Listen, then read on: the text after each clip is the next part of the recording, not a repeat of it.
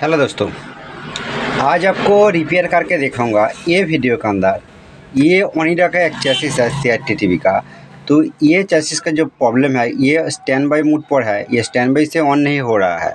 ठीक है, तो जो टेक्नीशियन ये मेरा पास लेके आया की बात है कि EST से कभी कभी ऑन हो जाता है और साथ साथ प्रोटेक्शन पर चला जाता है, मतलब फिर भी स्टैंड बाई ऑफ हो जाता है।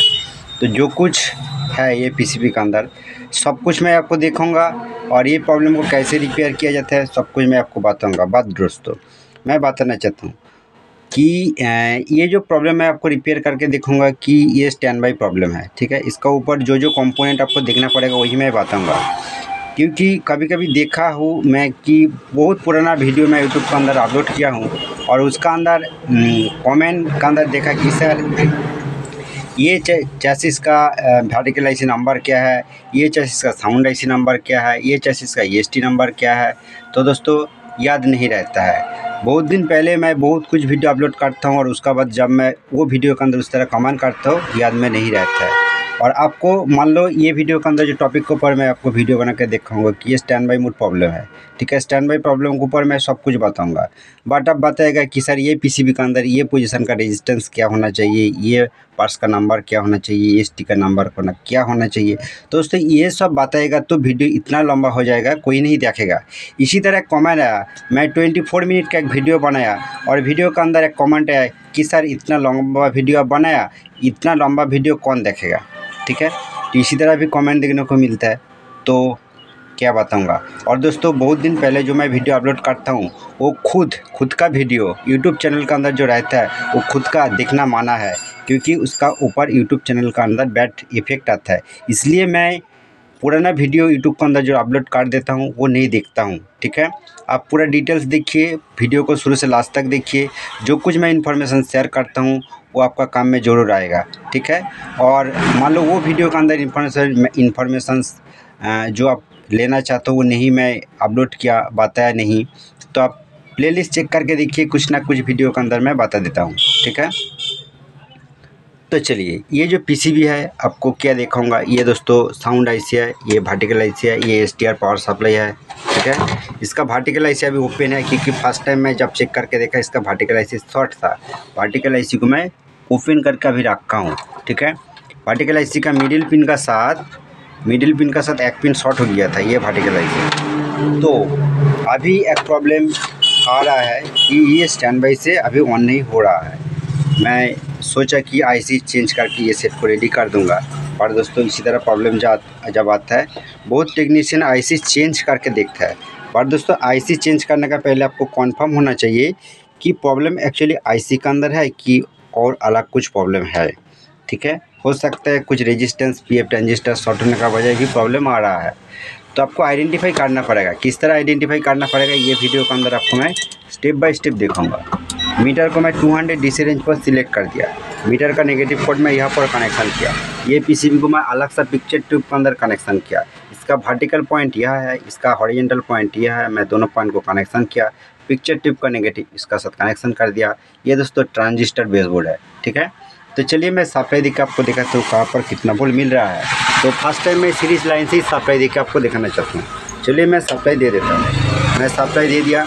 सप्लाई देने के बाद इसका अंदर जो प्लस सप्लाई मतलब EST सप्लाई जो बन रहा है ये कितना है 170 वोल्ट। ठीक है, और ये जो कैपेसिटर है EST ऑन होने के बाद यहाँ पर 180 वोल्ट बनता है, यहाँ पर EST सप्लाई ऐसा सेम वोल्ट है, मतलब ये स्टैंड बाई से ऑन नहीं है। तो और उसके बाद आपको ये दिखाऊंगा कि वर्टिकल सप्लाई, तो वर्टिकल ये जो डायोड है इसका अंदर ये देखिए अभी 8 वोल्ट आ रहा है, बट दोस्तों ये हो सकता है वर्टिकल सप्लाई नहीं है। तो ये आज से IC पिन पर आपको दिखाता हूँ कि ये जो IC पिन दोस्तों ये जो वर्टिकल का सप्लाई है यहाँ पर दोस्तों कुछ भी वोल्टेज नहीं है।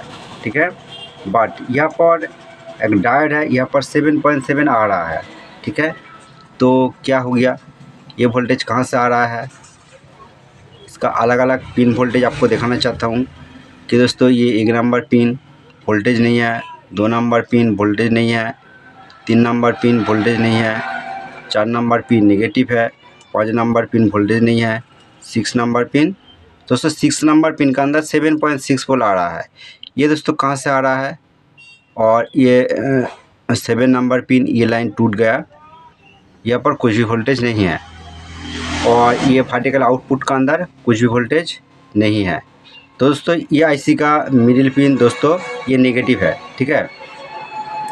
तो ठीक है, चलिए आपको कुछ वोल्टेज दिखाऊंगा, जो देखने के बाद आपको पता चलेगा कि क्यों स्टैंड बाई से ऑन नहीं है।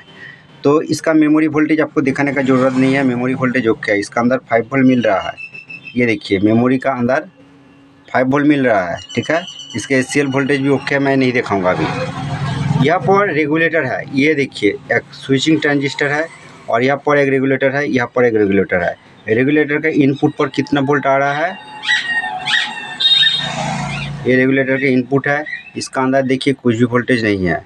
ये रेगुलेटर का आउटपुट पर देखिए कुछ भी वोल्टेज नहीं है, ठीक है। मेन इंपॉर्टेंट वोल्टेज आपको दिखाता हूँ। यहाँ पर एक रेगुलेटर है जिसका इनपुट वोल्टेज कुछ भी नहीं है, और जिसका आउटपुट वोल्टेज कुछ भी नहीं है, ठीक है। तो चलिए साउंड ऐसी साउंड, यहाँ पर जो अलग अलग डायोड है, ये डायोड से ये जो डायोड है, डायोड से जो अलग अलग वोल्टेज निकलता है, यहाँ पर वोल्टेज निकल रहा है, देखिए 13 वोल्ट निकल रहा है, ठीक है, 13 वोल्ट निकल रहा है। और चलिए ये लाइन से सप्लाई निकलता है, और ये एक लाइन है, ये एक लाइन है, एक लाइन है, ये नेगेटिव है। तो अलग अलग वोल्टेज, यहाँ पर एक डायोड है, ये डायोड से दोस्तों ये देखिए 12 वोल्ट निकल रहा है, ठीक है। मतलब ये अलग अलग जो डायोड है सब कुछ मैं आपको दिखाता हूँ। 2 डायोड है, और ये दोस्तों ये एसटी सप्लाई लाइन का अंदर यहाँ पर तो आपको एसटी सप्लाई दिखाया है। तो मतलब इसका सभी वोल्टेज निकल रहा है, ये 2 रेगुलेटर से वोल्टेज नहीं निकल रहा है, ये आपको फर्स्ट देखना पड़ेगा, ठीक है, क्यों नहीं निकल रहा है। तो दोस्तों ये आईसी से स्टैंड बाई ऑन करने के बाद, स्टैंड बाई ऑन होने के बाद एक सिग्नल आता है, यहाँ पर ये छोटा वाला एक ट्रांजिस्टर है, यहाँ पर छोटे छोटे कुछ कंपोनेंट है, ये सिग्नल ये लाइन से आता है, इसका अंदर कुछ भी वोल्टेज नहीं है, ठीक है। तो इसका अंदर 2 इंडिकेटर है, चलिए मैं आपको एक बार दिखाता हूँ। यहाँ पर देखिए रेड इंडिकेटर जल रहा है और ग्रीन इंडिकेटर नहीं जल रहा है, ठीक है। तो मैं एक हाथ से कैमरा कर रहा हूँ, चलिए कोई बात नहीं। अलग अलग बॉटम 1 2 3 4 5 पाँचों बॉटम को ही मैं पुश कर दिया। कुछ भी बॉटम पुश करने के बाद हो सकता है कुछ भी एक बॉटम पुश करने के बाद स्टैंड बाई ऑन हो जाता है, तो इसलिए मैं ऑल बॉटम को मैं पुश कर दिया। पुश करने के बाद ये जो ये 180 वोल्ट लाइन है, इसका अंदर तब भी EST सप्लाई जैसा सेम वोल्ट है, मतलब ESC ऑन नहीं है। तो EST जब ऑन नहीं होगा और क्या क्या देखना पड़ेगा, ड्राइवर सप्लाई आपको चेक करना पड़ेगा, ड्राइवर के अंदर कितना वोल्ट आ रहा है। तो ड्राइवर पर यहाँ पर दोस्तों देखिए 10 वोल्ट आ रहा है, और इसका अंदर यहाँ से जो ड्राइवर ट्रांजिस्टर का कलेक्टर पिन है, इसका अंदर भी 10 वोल्ट प्रेजेंट है, ठीक है। और इसका अंदर एक बेस पिन रहता है जिसका अंदर 0.4 वोल्ट आना चाहिए। यहाँ पर दोस्तों 0 वोल्ट है, कभी कभी 0.4 ये आ रहा है, ठीक है, ये देखिए। तो इसी कंडीशन पर तो दोस्तों अभी एक बार देखना चाहता हूँ, ये रेगुलेटर इनपुट पर कुछ भी वोल्टेज नहीं है, रेगुलेटर आउटपुट पर कुछ भी वोल्टेज नहीं है, ये रेगुलेटर का इनपुट पर कुछ भी वोल्टेज नहीं है, आउटपुट पर कुछ भी वोल्टेज नहीं है। बट ये 2 रेगुलेटर का अंदर इनपुट का अंदर जो सप्लाई आता है, यहाँ पर एक ट्रांजिस्टर है, ये ट्रांजिस्टर जो है इसका एक पिन पर 10 वोल्ट है, और इसका और एक पिन पर मतलब ऊपर और नीचे जो पिन है इसका अंदर 10 वोल्ट है, और मिडिल पिन का अंदर 0 वोल्ट है। बट दोस्तों ये मिडिल पिन का अंदर जब वोल्टेज आएगा, ये ट्रांजिस्टर जब स्विचिंग होगा, स्विचिंग होने के बाद ये रेगुलेटर का अंदर सप्लाई आएगा और ये रेगुलेटर का अंदर सप्लाई आएगा। जब इसका अंदर सप्लाई आएगा तब ये 2 रेगुलेटर से सप्लाई आउटपुट होगा। तो चलिए मैं सप्लाई ऑफ कर देता हूँ। इसीलिए दोस्तों कुछ भी टेक्नीशियन सोच सकता है कि हो सकता है ये रेगुलेटर, ये ट्रांजिस्टर ख़राब है, ये स्विचिंग ट्रांजिस्टर ख़राब है। जो स्टैंड बाई सिग्नल यहाँ पर आने के बाद यहाँ पर एक छोटा सा ट्रांजिस्टर है, यहाँ पर छोटे छोटे एसएमडी कंपोनेंट रेजिस्टेंस है। तो दोस्तों इसका वैल्यू मेरा पता नहीं है, तब भी मैं थोड़ा सा चेक करके देखा, कुछ भी शॉर्टिंग यहाँ पर नहीं है, ये ट्रांजिस्टर भी शॉर्ट नहीं है, ये ट्रांजिस्टर भी शॉर्टिंग नहीं है। तो मतलब जो पता चल रहा है कि ये स्विचिंग नहीं हो रहा है। दोस्तों ये बहुत ही क्रिटिकल सर्किट है, ठीक है, क्योंकि जिसका पार्ट्स का वैल्यू आपको पता नहीं चलेगा तो वो क्रिटिकल हो जाता है। तो ये भी फॉल्ट हो सकता है। मैं थोड़ा सा टाइम लेके इसको चेक करके देखा, कुछ भी पता नहीं चला। तो आपको एक ट्रिक दिखाऊंगा कि आप मीटर कॉर्ड, तो ये नेगेटिव का अंदर कनेक्शन है, आप मीटर को बार्जर मोड पर कनेक्ट कर दीजिए, ठीक है। बार्जर बजेगा, नेगेटिव के साथ टच करेगा तो दोस्तों नेगेटिव के साथ कनेक्शन करने के बाद ये बार्जर बज रहा है। अब देखिए ये जो रेगुलेटर है इसका इनपुट पर कुछ भी शॉर्टिंग आ रहा है कि नहीं, इनपुट पर कुछ भी शॉर्टिंग नहीं है। इसका मिडिल पिन नेगेटिव है, ये शॉर्टिंग आ रहा है। इसका आउटपुट पर कुछ भी शॉर्टिंग नहीं है, ठीक है। तो ये रेगुलेटर भी शॉर्ट नहीं है। ये रेगुलेटर का इनपुट पर चेक कर रहा हूँ, कुछ भी शॉर्टिंग नहीं है, मिडिल पिन नेगेटिव है, शॉर्टिंग आ रहा है, और इसका आउटपुट कुछ भी शॉर्टिंग नहीं है। तो दोस्तों इसी तरह चेक करने के बाद रेगुलेटर शॉर्टिंग आप पता कर सकते हो। बट दोस्तों इसी तरह चेक करने के बाद अभी इसका शॉर्टिंग पता नहीं चल रहा है।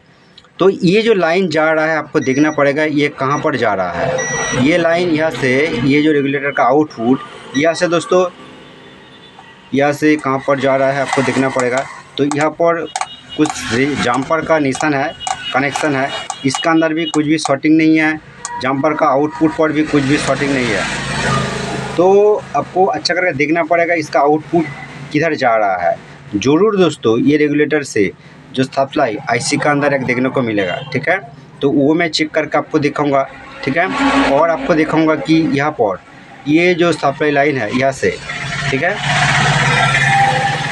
यहाँ पर तीनों जम्पर है, ये तीनों जम्पर का अंदर कितना कितना वोल्टेज आ रहा है चलिए मैं आपको दिखाता हूँ। ये बहुत ही इंपॉर्टेंट एक जम्पर है, ठीक है। ये तीनों जम्पर का अंदर, ठीक है, दो जम्पर दोस्तों, ये रेगुलेटर का आउटपुट है और ये रेगुलेटर का एक आउटपुट है। और दोस्तों और एक सप्लाई ये रेगुलेटर से डायरेक्ट जो ये सप्लाई लाइन से जाता है। चलिए मैं टेस्ट करके आपको दिखाता हूँ यहाँ पर कितना वोल्ट मिल रहा है। तो दोस्तों मैं थोड़ा जल्दीबाजी से ये काम करके आपको दिखाना चाहता हूँ, क्योंकि काम अभी बहुत इसी टाइम ज़्यादा आ रहा है, ठीक है। वीडियो बनाने के लिए टाइम नहीं मिलता है, तब भी मैं कुछ वीडियो मैं बना देता हूँ। देखिए यहाँ पर तीनों जो जम्पर है, सबसे नीचे वाला जो जम्पर, इसका अंदर वोल्टेज देखिए 5 वोल्ट आ रहा है, ठीक है। तो दोस्तों सभी पीसीबी का अंदर सप्लाई देने का साथ साथ एक 5 वोल्ट मिलता है। बहुत पीसीबी का अंदर जो सप्लाई प्रोसेसर आईसी का अंदर जाता है, ये प्रोसेसर आईसी, और एक सप्लाई मेमोरी आईसी का अंदर जाता है, ठीक है। इसी तरह इसका सिस्टम भी है।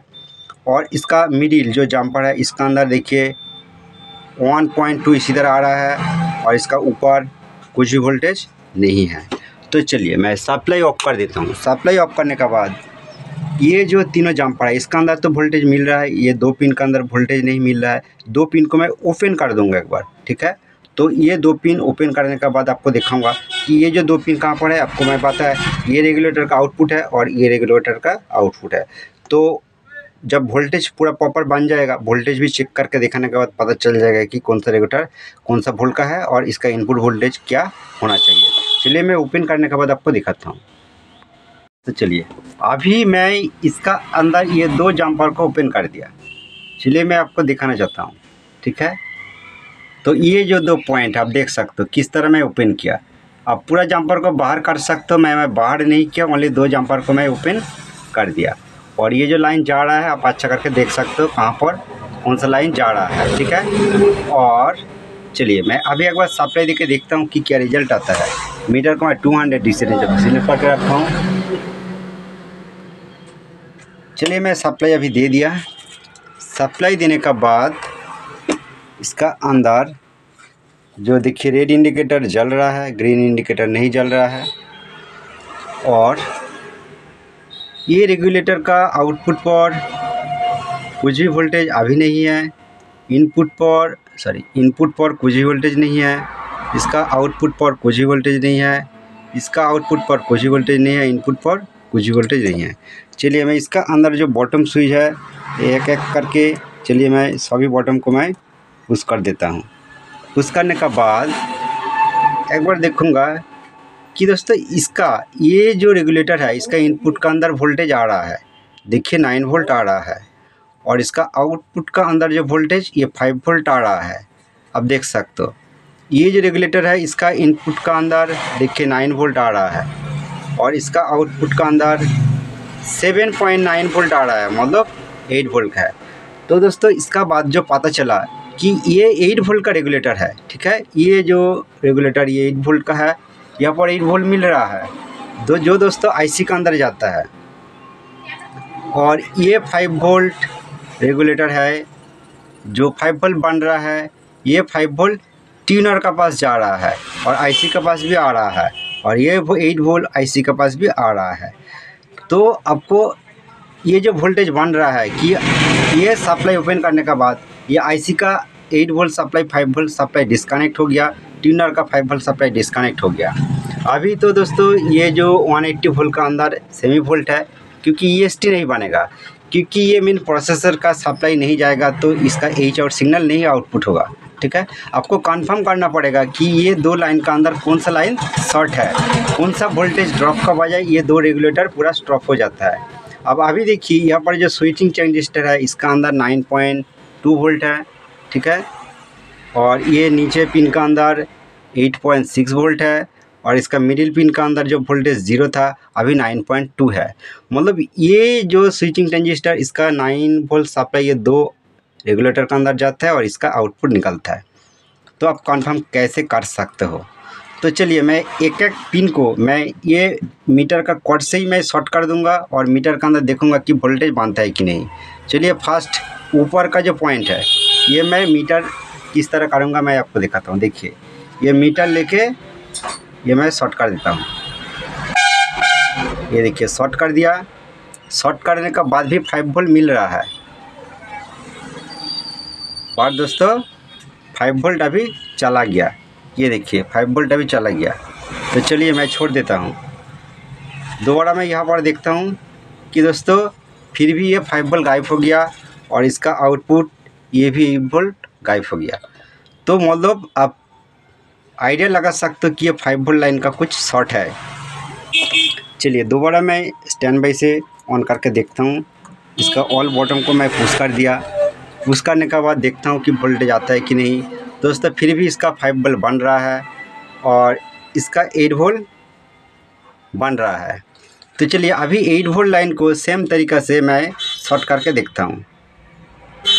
ये देखिए शॉर्ट कर दिया, तब भी दोस्तों वोल्टेज ड्रॉप हो गया ये शॉर्ट करने के बाद। तो दोस्तों मैं ये छोड़ दिया। अभी भी देखता हूँ ये स्टैंड बाई मोड पर चला गया, 8 वोल्ट ड्रॉप हो गया और इसका 5 वोल्ट ड्रॉप हो गया। तो चलिए मैं सप्लाई ऑफ कर देता हूँ। दोबारा इसी तरह चेक करने का ज़रूरत नहीं है। तो इसका मतलब इसका 5 वोल्ट और 8 वोल्ट दोनों ही कुछ भी लाइन कनेक्ट करने के बाद कि ये वोल्टेज ड्रॉप हो जाता है। तो 5 वोल्ट कनेक्ट करने के बाद ड्रॉप हो जाएगा तो ओनली ये ट्यूनर भी शॉर्ट हो सकता है। ट्यूनर का ये 5 वोल्ट पिन को ओपन करके देख सकते हो। इसका दोनों पिन शॉर्ट करने का 8 वोल्ट लाइन को शॉर्ट करने के बाद भी ड्रॉप हो जा है। तो दोस्तों ये 8 वोल्ट इसका अंदर नहीं जाता है, ये आईसी का अंदर जाता है, ठीक है। तो कभी कभी 8 वोल्ट और 9 वोल्ट बेस बोर्ड का अंदर जाता है। तो बेस बोर्ड का अंदर जो आई का वोल्टेज होता है डायरेक्ट सप्लाई से जाता है। बेस बोर्ड का अंदर शॉर्टिंग मिलेगा तो तब भी इसी तरह प्रॉब्लम आ सकता है। तो इसीलिए मैं क्या करूँगा, ये 2 लाइन को शॉर्ट कर दूँगा। शॉर्ट करने के बाद ये जो लाइन जा रहा है यहाँ से कॉइल है और ये ट्यूनर का पास जा रहा है। एक बार ट्यूनर पिन को तब भी मैं ओपन कर दूँगा और इसका अंदर ये लाइन जो डिवाइड हो रहा है, चलिए मैं आपको क्लियर करके दिखाऊंगा। चलिए दिखने के बाद आपको दिखाता हूँ, ठीक है, कौन सा लाइन है। तो दोस्तों अभी इसी टाइम मैं आपको बताना चाहता हूँ, ये जो ऊपर का लाइन है ये 5 वोल्ट लाइन ये ट्यूनर के अंदर जा रहा है। ये बीच में यहाँ पर एक जम्पर है, ये जम्पर मैं ये साइड ओपन कर दिया। ये साइड ओपन करने के बाद ये ट्यूनर साइड भी डिस्कनेक्ट हो जाएगा और ये आईसी का अंदर भी चला गया, आईसी का साइड भी डिस्कनेक्ट हो जाएगा। ये 5 वोल्ट का है और ये जो 8 वोल्ट का है। तो दोस्तों यहाँ से जो लाइन जा रहा है ये आईसी का अंदर भी आ रहा है, ये साइड से घूम के ये साइड से घूम के इसका अंदर आ रहा है आईसी का अंदर, ठीक है। अब मीटर कॉर्ड यहाँ पर रख के और आरएक्स कॉर्ड आप इसी तरह चेक करेगा तब इसका 5 वोल्ट और 8 वोल्ट लाइन पता कर सकते हो। बार्जर बाजेगा कॉन्टिन्यूटी मोड पर मीटर के रखने के बाद। मैं चेक करके देखा 8 वोल्ट यहाँ पर आ रहा है और दोस्तों आरएक्स से 8 वोल्ट लाइन ये पूरा इधर उधर घूम के तो दोस्तों यहाँ पर आ रहा है। यहाँ पर क्या है चलिए दिखाता हूँ मैं। यहाँ पर ये लास्ट कॉर्नर का पिन पर आ रहा है। चलिए मैं आपको एक बार दिखाना चाहता हूँ। यहाँ पर दोस्तों ये जो पार्ट्स है तो दोस्तों ये एलडीआर है, ठीक है। एलडीआर मतलब लाइट डिपेंडेंट रेजिस्टेंस है। तो चलिए, मैं इसका ऊपर ज़्यादा बात करने का ज़रूरत नहीं है। तो काम करते करते कभी भी कस्टमर आ जाता है, इसी तरह वीडियो को कभी कभी कट करना पड़ता है, ठीक है। तो चलिए, मैं इसका क्या बताते बताते मैं भूल गया, क्योंकि मैं कस्टमर के साथ कुछ टाइम मैं बातचीत किया। उसके बाद मैं आपको दिखाना चाहता हूँ कि ये 5 वोल्ट लाइन को डिस्कनेक्ट कर दिया, यहाँ से ओपन कर दिया ये जम्पर को, ठीक है। चलिए, मैं आपको क्लियर करके दिखाना चाहता हूँ।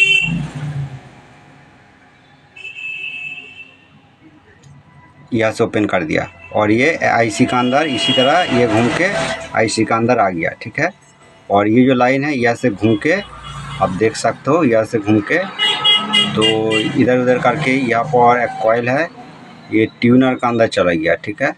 ट्यूनर का ये जो दो जॉइंट पॉइंट है ये 5 वोल्ट का, ठीक है। तो ये दोनों ही डिस्कनेक्ट हो गया। तो अभी एक बार सप्लाई देके देखूँगा कि वोल्टेज बनता है कि नहीं, ठीक है। चलिए, मैं सप्लाई दे देता हूँ। सप्लाई दे दिया और इसका अंदर 5 वोल्ट आ रहा है कि नहीं, 5 वोल्ट नहीं आ रहा है। 8 वोल्ट बन रहा है कि नहीं, यहाँ पर 8 वोल्ट नहीं बन रहा है। चलिए, मैं दोबारा स्टैंड बाई से चलिए ऑल बॉटम को मैं पुश कर देता हूँ। पुश करने के बाद यहाँ पर 5 वोल्ट दोस्तों, तब भी देखिए यहाँ पर 5 वोल्ट मिल रहा है, ठीक है। और इसका अंदर जो 8 वोल्ट दोस्तों, इसका अंदर 8 वोल्ट भी मिल रहा है, देखिए 8 वोल्ट भी मिल रहा है। तो ये 8 वोल्ट जो लाइन है तो दोस्तों, ये 8 वोल्ट लाइन का पिन को मैं अभी ओपन रखा हूँ, ठीक है। ओनली ये 5 वोल्ट को डिस्कनेक्ट कर दिया, आईसी के अंदर डिस्कनेक्ट है, ट्यूनर के अंदर डिस्कनेक्ट है, ठीक है। 8 वोल्ट लाइन यहाँ पर कनेक्ट है। तो अभी क्या करूँगा कि एक बार आईसी का तो 5 वोल्ट डिस्कनेक्ट है, आईसी का 8 वोल्ट को मैं डिस्कनेक्ट नहीं किया। चलिए, आईसी का ये जो पॉइंट है इसका अंदर तो दोस्तों यहाँ पर देखिए 8 वोल्ट मिल रहा है, ठीक है। तो अभी एक बार इसको शॉर्ट करके देखूँगा कि ये वोल्टेज बन रहा है कि नहीं। तो दोस्तों देखिए, ये शॉर्ट करने के बाद वोल्टेज दोबारा ड्रॉप हो गया, ठीक है। तो मतलब इसका 8 वोल्ट लाइन शॉर्ट है, ठीक है। 5 वोल्ट भी शॉर्ट हो सकता है, तो 8 वोल्ट लाइन 100% शॉर्ट है। तो इसलिए ये आईसी को चेंज करना पड़ेगा। तो आईसी को एक बार मैं सोल्डरिंग करके देखा, तो इसका आईसी नंबर क्या है, चलिए मैं आपको एक बार क्लियर करके दिखाना चाहता हूँ। तो इसी तरह ये क्लियर नहीं आ रहा है, क्योंकि मैं एक बार इसको अच्छा करके सोल्डरिंग किया। तो अभी ये आईसी मेरे पास नहीं है, आईसी जब आएगा तो दोस्तों दूसरा वीडियो आपको बना दूंगा। फाइनली दोस्तों, ये प्रोसेसर आईसी को मैं ओपन किया और यहाँ पर मैं एक न्यू आईसी लगाऊंगा। न्यू आईसी लगाने के बाद मैं देखूंगा कि ये पीसीबी ऑन होता है कि नहीं। बट दोस्तों, ये वीडियो आप शुरू से लास्ट तक देखिए। लास्ट में मैं एक बहुत ही इंपॉर्टेंट इन्फॉर्मेशन शेयर करूँगा ये प्रॉब्लम का ऊपर, ठीक है। तो दोस्तों चलिए, मैं ये न्यू आईसी लगाने के बाद मैं आपको दिखाता हूँ और बताता हूँ इसका ओरिजिनल प्रॉब्लम क्या है। तो दोस्तों, कभी कभी इसी तरह प्रॉब्लम आ सकता है, क्योंकि देखिए आपको जो सब कुछ मेजर करके देखा है, ये दो 5 वोल्ट 8 वोल्ट सप्लाई ओपन करने का बाद भी इसका अंदर वोल्टेज आ जाता है। और दोस्तों, इसलिए मैं सोचा कि आईसी शॉर्ट था, आईसी को भी मैं चेंज कर दिया, ठीक है। चेंज करने के बाद जब मैं दोबारा सप्लाई देखा सेम कंडीशन इसका अंदर आ रहा है। तो दोस्तों, उसका बाद मैं बहुत अच्छा करके मैं बहुत दिमाग लगा के सोचा कि ये तो नहीं होना चाहिए। तो दोस्तों, इसका और एक जो रीज़न है, एक्चुअली प्रॉपर वोल्टेज आपको आइडिया नहीं आएगा तो कि कौन पोजीशन पर कितना वोल्ट होना चाहिए, तो तब भी इसी तरह प्रॉब्लम आप फेस कर सकते हो। इसलिए दोस्तों, मैं सोचा कि मैं देखूंगा कि इसका अंदर जो सप्लाई वोल्ट ये वीक हो सकता है, ये स्ट्रॉन्ग नहीं है, और लोड का वजह ये सप्लाई ड्रॉप हो जाता है। इसी तरह भी हो सकता है, बहुत कंडीशन पर देखा जाता है। इसलिए अब देखिए, तीनों कैपेसिटर को मैं चेंज किया। ये पूरा एक कैपेसिटर पूरी तरह से ख़राब हो गया, आप अंदर से देख सकते हो, ठीक है। ये ऊपर से देखने को पता नहीं चलेगा। और इसका अंदर इसका टंग ठीक है, बट ये तीनों कैपेसिटर, ठीक है, ये तीनों कैपेसिटर को मैं चेंज कर दिया। चेंज देखिए, यहाँ पर एक कैपेसिटर है, ठीक है, और यहाँ पर एक कैपेसिटर है, इसको टैग मैं नहीं काटा हूँ, और यहाँ पर एक कैपेसिटर है। मतलब यहाँ से एक सप्लाई, ये जो सप्लाई, ये जो ट्रांजिस्टर है 764 यहाँ पर आप यूज़ कर सकते हो, बट ओरिजिनल ट्रांजिस्टर इसका अंदर अलग है, तो यहाँ पर आता है। और ये जो सप्लाई लाइन, ये देखिए, ये जो सप्लाई, ये अलग से सप्लाई यहाँ पर भी आता है, ठीक है। तो ये दोनों पिन का अंदर 10 वोल्ट का आसपास आपको मेजर करके देखा है। और जब ये स्विचिंग होगा, मतलब ये लाइन से जब मेन प्रोसेसर ऐसी सिग्नल इसका अंदर आएगा, तो इसका मिडिल पिन से सप्लाई आउटपुट होगा और ये 2 रेगुलेटर का अंदर जाएगा। तो ये वीक था, तो ये तीनों कैपेसिटर चेंज करने के बाद इसका जो सप्लाई है स्ट्रॉन्ग हो गया। चलिए मैं आपको एक बार दिखाता हूँ। मैं सप्लाई दे दिया। सप्लाई देने के बाद अभी ये जो ट्रांजिस्टर का पिन है इसका अंदर कितना वोल्ट अभी आ रहा है, 14 वोल्ट। ठीक है, यहाँ पर 10 वोल्ट का आसपास आपको दिखाया और इसका नीचे भी 10 वोल्ट था और ये अभी स्ट्रॉन्ग हो गया, 14.9 हो गया। ठीक है, तो उसका बाद मैं देखूंगा कि इसका अभी कुछ भी रेगुलेटर का आउटपुट वोल्टेज नहीं बन रहा है। ठीक है, और ये रेगुलेटर का कुछ भी आउटपुट वोल्टेज नहीं बन रहा है, क्योंकि आपको स्टैंड बाई से ऑन करना पड़ेगा। चलिए मैं बॉटम दबा के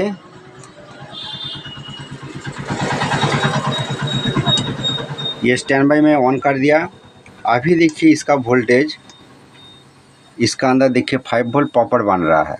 ठीक है, और ये रेगुलेटर का ये साइड ये देखिए 7.9 मतलब 8 वोल्ट प्रॉपर बन रहा है। और ये जो ट्रांजिस्टर का मिडिल पिन यहाँ पर कितना वोल्ट अभी आउट हो रहा है, देखिए 13.6 वोल्ट आउट हो रहा है। और दोस्तों EST भी बन रहा है, आप देख सकते हो कि ये जो आउटपुट 180 वोल्ट लाइन का अंदर वोल्टेज 148 है। ठीक है, ये EST बन रहा है और इसका EST सप्लाई अभी कितना है, 116 वोल्ट। ठीक है, थैंक यू दोस्तों ये वीडियो फुल वॉच करने के लिए।